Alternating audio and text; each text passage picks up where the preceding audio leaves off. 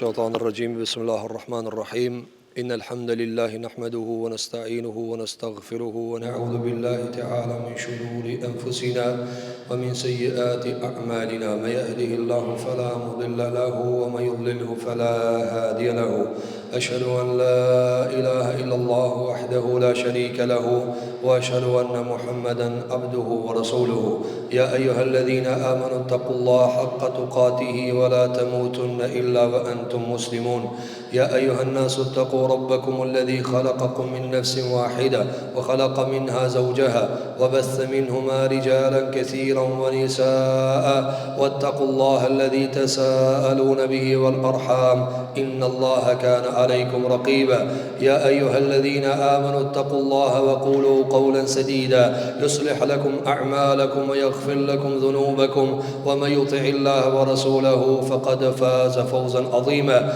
أما بعد فإن أصدق الحديث كتاب الله خير الهدي هدي محمد صلى الله عليه وسلم وشر الأمور محدثاتها وكل محدثة بدعة وكل بدعة ضلالة وكل ضلالة في النار ثم أما بعد تندروا جماعة jemi në ditët më të mëdha të cilat Allahu subhanahu wa taala I ka renditur në kalendarin hënor, në të cilat ditë bëhet haxhi dhe bëhen ceremonitë më të mëdha të një muslimani të kompletuar.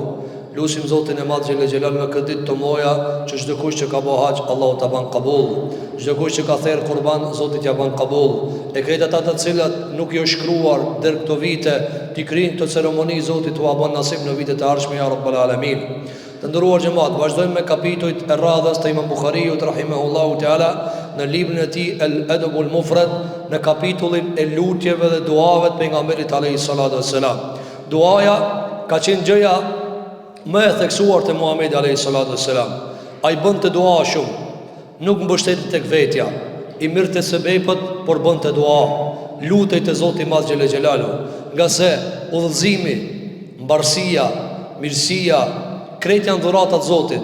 Ato merren veç me dua, ato merren veç me lutje.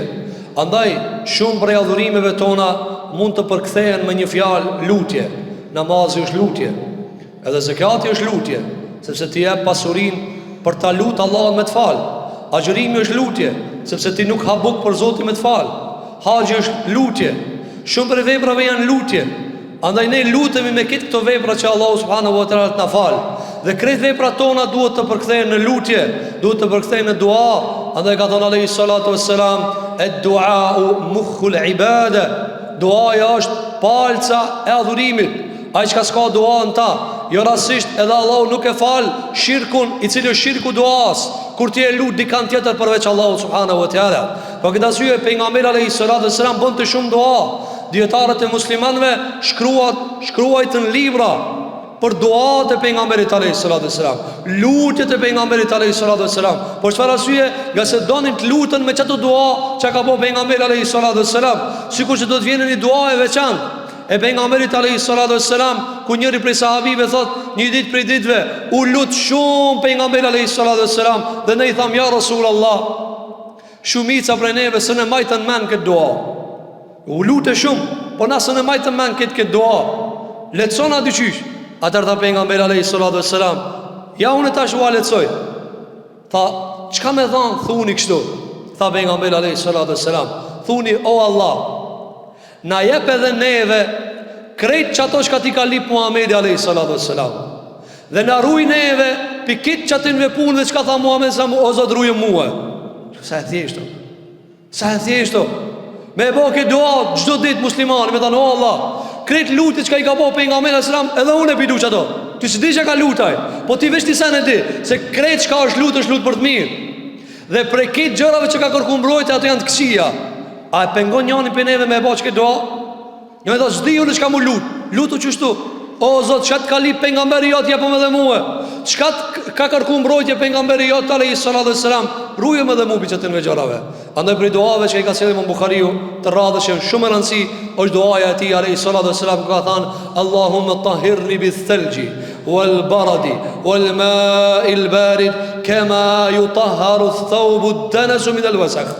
Ka thënë alayhi salatu wassalam, o Allah, më pastro me akull. Akulli e cila është cop uji apo e ngrirë, e bë me top, dhe ajo mban ftosësi me veti.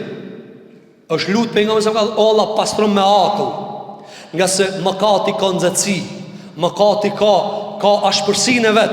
Andaj ftofëm mua, ftofëm ma shpirtin, fladit ma shpirtin. Shiko këtë zet, shiko kur bëhet koha nxet, njerëzit lipin hije, lipin klim, lipin ftof. Pse? Se thot nxet. E mëkati janë ma i keq për njerin se ki dilli çka të mandi. Fundi ki dilli është i dobishëm. Nxe prej bereqeteve dhe tokave çka na han pi tyne. Apo andaj sa mëkatët i kemi bë dhe kanë shkaktuar nxehtësi ato të na, ka shkaktuar smuja ato të na, dhe i duhet akull. Andaj ka thënë Allahu o Allah ftofëm me akull. Pastaj ka thënë wal barad, dhe me breshër, pastrim, zbukurim, bardhësi, që edhe të maloj e flat. Shiko, vjen ilaçi i lehtë, vjen ilaçi i but, ta fshin njollën pa të bëu munime.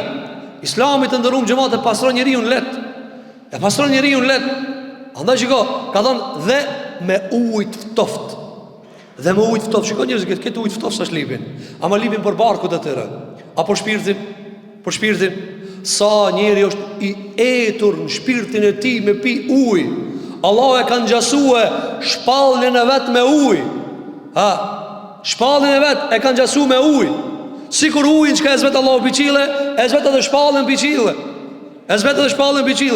A ka mundësi dikush me zbrit shpallje? Jo. A ka dikush mundësi me zbrit shiun? Jo, përveç Allah. Njëjtë edhe shpalljen s'ka mundësi kërkush përveç Allahu xhelel xhelalu. Sikur që neve na duhet uji i shiut, na duhet edhe uji i shpalljes që me i vadit shpirtat e tonë. Sa i thatën i njerit që s'ka pi ujë këtë gjatë. Shpirti i del, flaka i del, dhe sa të pije ujë. Po këtë arsye të ndërum xhamat, duhet kemi nevojë shumë të madhe ta kërkojmë këtë nevojën e shpirtit. Pastaj ta pejgamberi alayhis salam, o Allah, sikur që pastrohet petka pinjollave, pillumeve, pishenjave të këqija që e kanë gjitë në tesh, çashtu pastrom edhe mua. A ka njolla që ngjiten në shpirt? Po, ka njolla që ngjiten në shpirt dhe bën barë për shpirtin. Mëkati i shpirtit. Kur ti vazhdimisht je në mëkat, kur ti vazhdimisht shikon njerëz të ndërum xhamat, vallahi që do të bën kaimë xhozie, mos me ka njeri pos i dhnu me Allahit, për ndryshe kish i shku ketja këtë të kesh. Në Madarijus Salikin thot Ibn Qayyim al-Juzeyy, një njeri që është i kënaqur me Allahin, qoftë në mira, qoftë sprova, ai vazhdimisht është i buzëqesht. Por kështu ka qenë pejgamberi alayhis salam.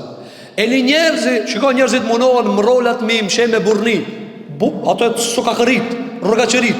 Ai i cili i dhnu me Allahin rri vazhdimisht më rolt. Sa i me Allahin ka problem, me robt ka problem, me ketë ka problem.